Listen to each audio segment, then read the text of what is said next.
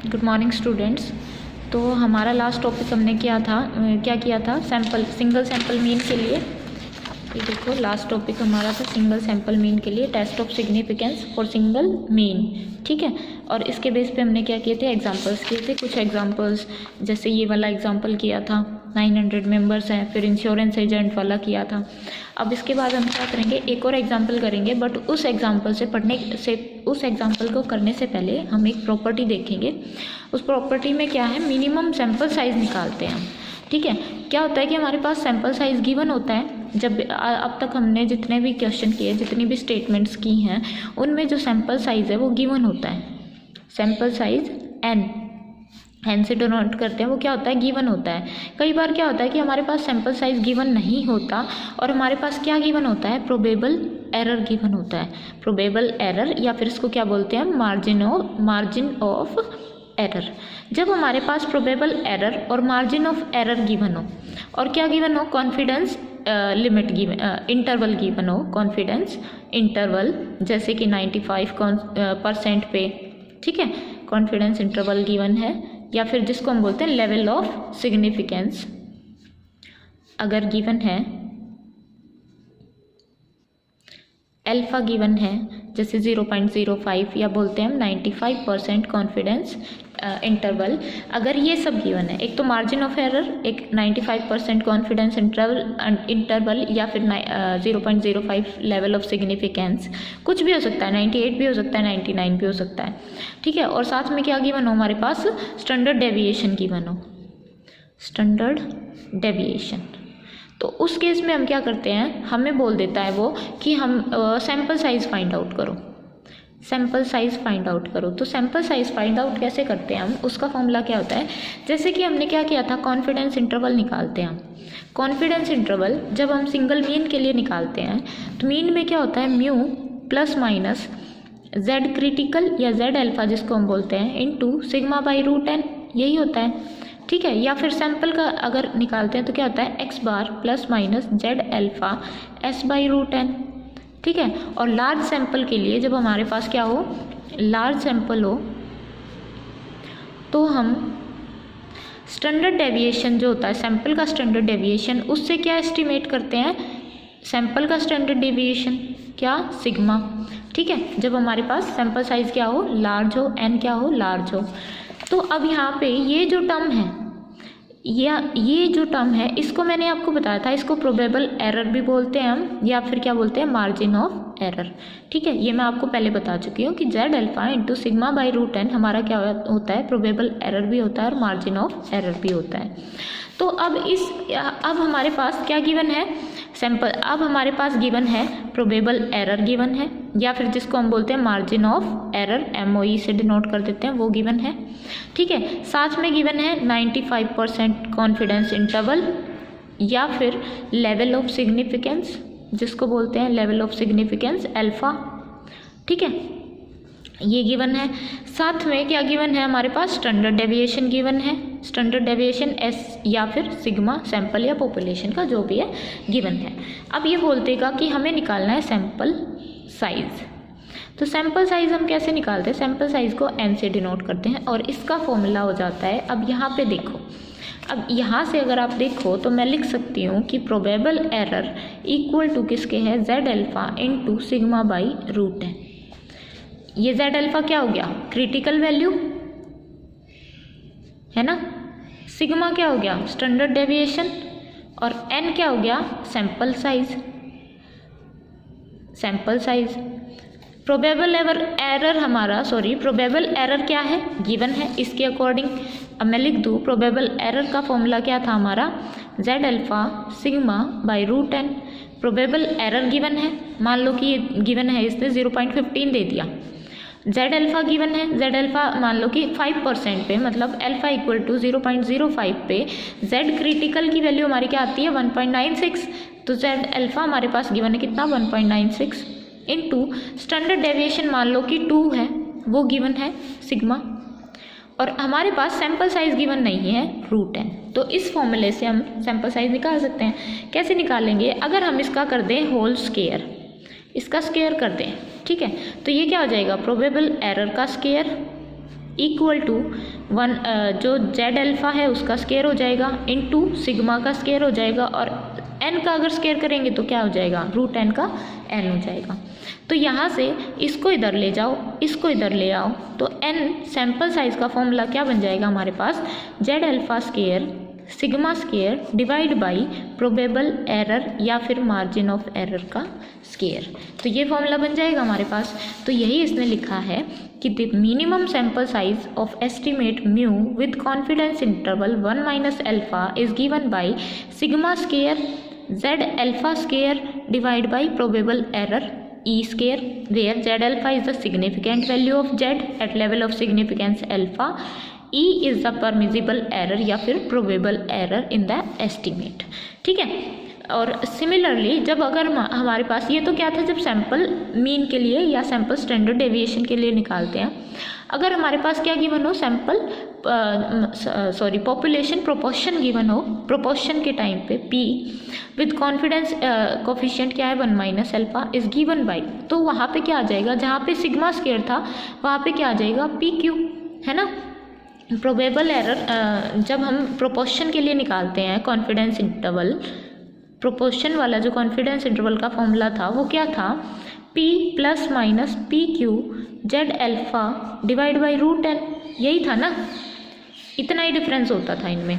तो यहाँ पे ये वाली टर्म क्या बन गई हमारी, परमिजिबल एरर, है ना, ये वाली टर्म क्या बन गई, परमिजिबल एरर। तो इससे क्या आ जाएगा, इस परमिजिबल एरर से जो सैंपल साइज आएगा वो क्या आ जाएगा, PQ Z alpha square divide by, sorry ये अंडर रूट में था, हाँ सॉरी ये अंडर रूट में, PQ Z alpha square divide by E का स्केयर, ये बन जाएगा। तो यही बोला इसने कि सैंपल साइज़ हम कैसे निकाल सकते हैं। तो मैं आपको एक बार फिर से बता देती हूँ हम सैंपल साइज़ कैसे निकाल सकते हैं। अगर हमारे पास गिवन हो क्या, परमिजिबल एरर गिवन हो, ठीक है, साथ में गिवन हो स्टैंडर्ड डेविएशन, यहाँ लिख रही हूँ गिवन, परमिजिबल एरर गिवन है, स्टैंडर्ड डेविएशन गिवन है, और क्या गिवन है, क्रिटिकल वैल्यू या फिर level of significance, level of significance. तो जो परमिजिबल तो जो हमारा स्टैंडर्ड सैंपल साइज का फॉर्मूला रहेगा वो क्या रहेगा, मीन के केस में रहेगा n equal to sigma square Z alpha square divide by E square.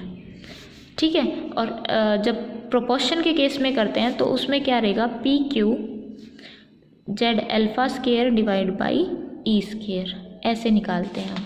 कैसे निकाला, जब कॉन्फिडेंस इंटरवल से निकाल लेंगे। जैसे कॉन्फिडेंस इंटरवल में क्या फॉर्मूला होता है, mu plus minus sigma into Z alpha divide by root n, है ना। ये वाली टर्म क्या होती है, परमिजिबल एरर होती है, परमिजिबल एरर होती है। इस परमिजिबल एरर से क्या निकाल लेते हैं हम, सैंपल साइज।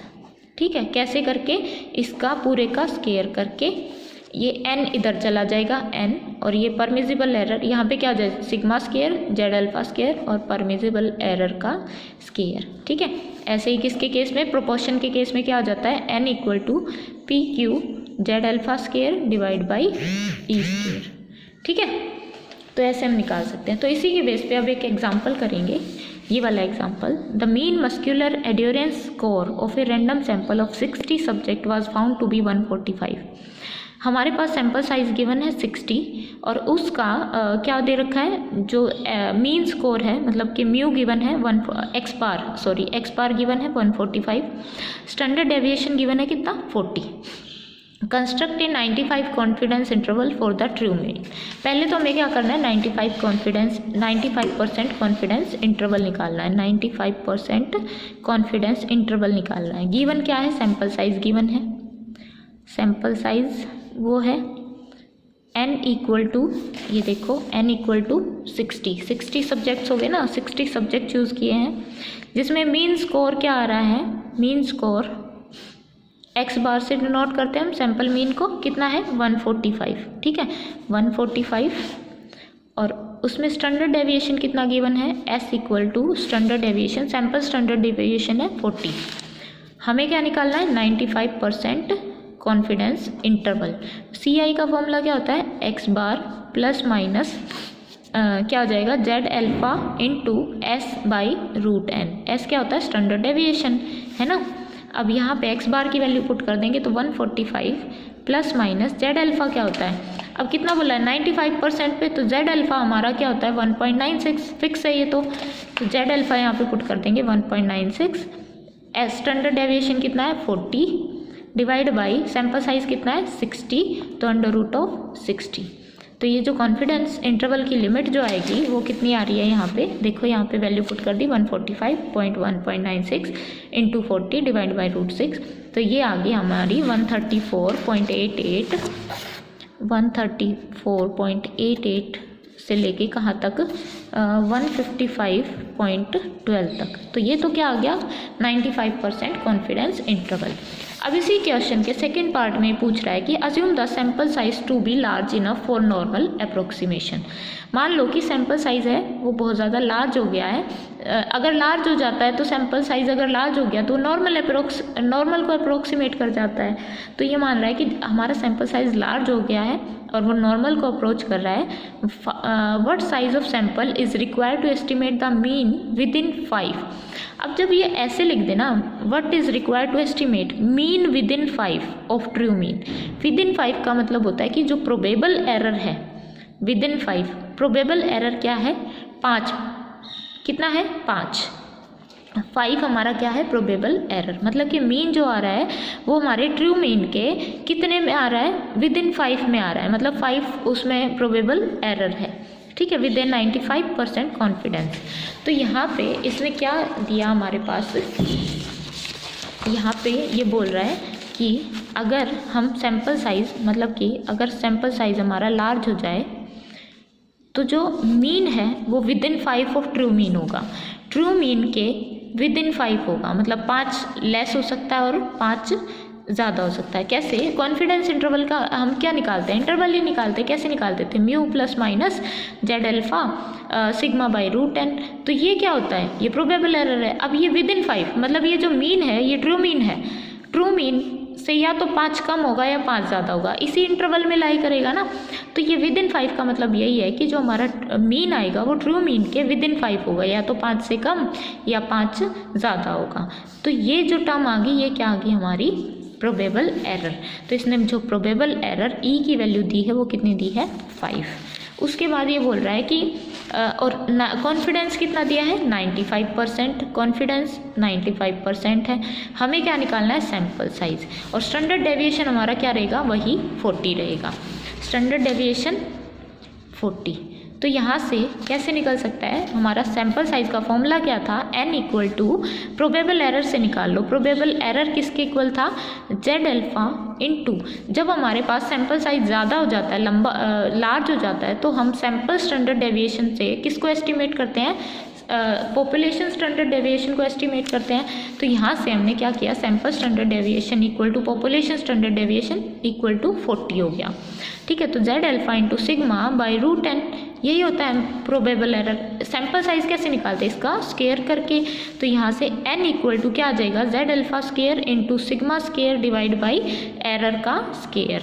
तो n इक्वल टू क्या हो जाएगा, z अल्फा स्केयर क्या हो जाएगा 1.96 का स्केयर इंटू सिग्मा स्केयर क्या हो जाएगा 40 का स्केयर डिवाइड बाई 5, एरर कितना है 5, तो ये हो गया 5 का स्केयर। तो n की वैल्यू जो हमारी आई सैम्पल साइज की, देखो इन्होंने यही वैल्यू पुट कर रखी है 1.96 इंटू 40 डिवाइड बाई 5 का होल स्केयर, और ये वैल्यू आई हमारी 15.68 का whole square which is equal to approximately 246। तो सैम्पल साइज हमारा जब 246 होगा तब जो हमारा मीन आएगा वो ट्रू मीन के क्या रहेगा विद इन 5। उस टाइम पे जो हमारा मीन आएगा वो ट्रू मीन के क्या रहेगा विद इन 5 रहेगा, ठीक है। तो ये क्वेश्चन है, मैं आपके पास पिक भी सेंड कर दूंगी, आप ट्राई करके देखना। और ये अपने रिमार्क जो है ये अपनी नोटबुक में नोट डाउन कर लेना, ये क्वेश्चंस भी अपनी नोटबुक में नोट डाउन कर लेना। आगे कुछ और क्वेश्चंस भी भेजूंगी, वो नोट डाउन कर लेना। फिर इसके बाद हम करेंगे test of significance of difference of mean, ठीक है।